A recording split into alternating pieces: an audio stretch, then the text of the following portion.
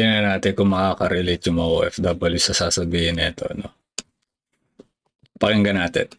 Sino kaya yung nagpauso ng breadwinner, no? Bakit isa lang dapat ang magbubuhat sa buong pamilya? Accepted pa siya kung hindi na kaya magtrabaho ng magulang, baldado, may diferensya, kung yung kapatid, minor pa. Pero kung lahat naman may kakayanan magtrabaho, bakit nga ba meron na kuya or ate na magsisakripisyo, tatrabaho yung iba sa ibang bansa pa, magpapadala sa mga magulang niya at sa mga kapatid niya, wala naman nakapansanan. Magsisakripisyo yung isa, buong buhay niya, kakayod siya, at ang pagpapamilya, isasantabi niya na. Yung pinasana ng responsibilidad ng mga tao na pwede naman sanang tulong-tulong sila kung talagang kinakapos yung pamilya. Diba dapat may hangganan yung tulong? Hindi naman pwede na habang buhay, ibibigay mo ang lahat, tapos ikaw, walang matitira sa'yo pagtanda mo. Minsan ba tinanong ka sa pamilya mo kung kamusta ka? Kapag nagkakasakit siya, alam mo ba ang pinagdadaanan niya? Titiis siya na hindi niya nabibili yung mga bagay na dapat na nabibili niya. Tapos ipangsusugal lang, paparinggan na, ate, kuya, back in naman, pwede mo kang bilan ng Jordan na putang ina.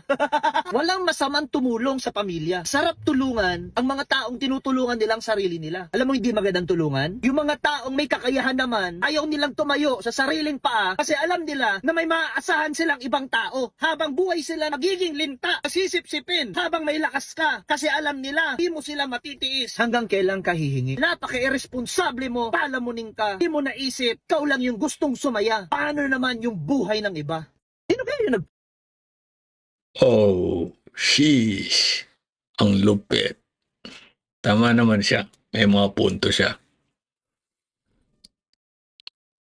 Ikaw na bahala. No comment ako.